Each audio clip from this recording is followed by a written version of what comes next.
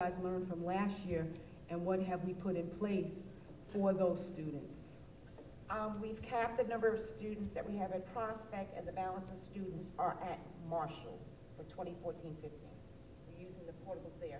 So the configuration we have at Marshall, pre-K, and we have Prospect with our kindergartners, because at Franklin, we have to utilize those classrooms for our first graders. Okay, so this year we have kindergarten at Prospect School and Marshall School? Yes. Okay, and is pre-K half day or full day? Half day. So pre-K is half day, kindergarten is Full day. full day. And we have enough room? Yes. Oh, that's good news. Okay, so parents were calling saying that they were not able to register their kindergarten children because you had too many children. So that's not true. But what we're looking at, some of the students that should have been at Prospect, because that's right around the corner from where they reside, ended up on the list at Marshall. So we're trying to align the students that should be at Prospect, and move those that should be at Marshall. So that's what we're tweaking right now, and I have a list of parents that I will be in touch with and let them know where they'll be. So you haven't turned down any parents or not accepted any applications? I got a call that you weren't accepting applications for kindergarten children because we had too many.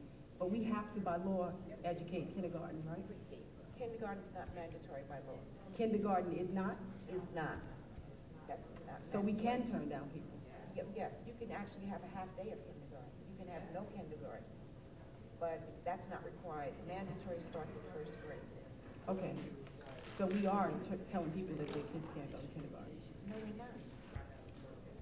That's what I'm trying to get clarity. No, I said we have parents who have their students on the list because we're balancing out the school they should be at, whether it's Marshall or Prospect. That's what we're working on. But they will be in school. Yes.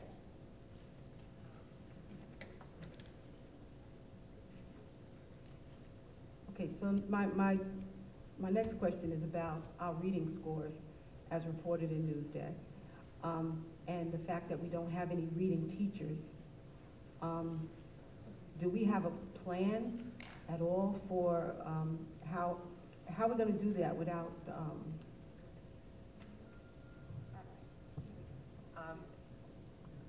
Trustee Braithwaite, I've met twice with administrators, once last week with the directors, and then this past week we had a 3-day retreat with the administrators. And one of the items on the list, of course, was data analysis. Everyone received a copy of their data, and we were taking a look at where we are.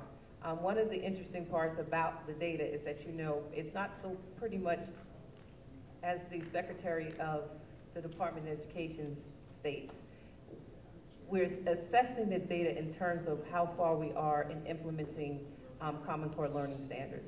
So in doing so, what we're doing is we're dissecting the data to see the areas in which our students are lagging behind, so we can have more targeted professional development. Like last year, we just did like a professional development for all teachers on the Common Core ELA standards. This year, we're doing more targeted professional development based upon teachers' areas of weakness. So starting with the week of the 8th, I'll be meeting with building principals individually to go with their data teams to begin to really dissect the data a little bit more closely. What ends up happening now without reading teachers, classroom teachers are going to receive professional development and reinstituting a balanced literacy program that we once had in the district. In balanced literacy, what happens is you have your guided reading, where teachers meet with their students in smaller groups based upon their instructional level as opposed to their grade level. So you're exposing kids to grade level content as well as working with them in a smaller setting at their instructional level, which has the tendency to move kids further than this one-size-fit-all type of program. Additionally, students who have fallen into level 2, and we do have a lot of students who are just on the cusp of being in a level 3 or 4, but even level 2, as the state says, is on track for passing Common Core regions. So what ends up happening with all of those level 2, they will fall in what we call the tier 2 of our response to intervention. So they'll get more reading with the teacher, which we have built into the schedule, the teacher's schedule already, 20 minutes more at least twice a week with their classroom teacher in a smaller group setting. And then what we have to look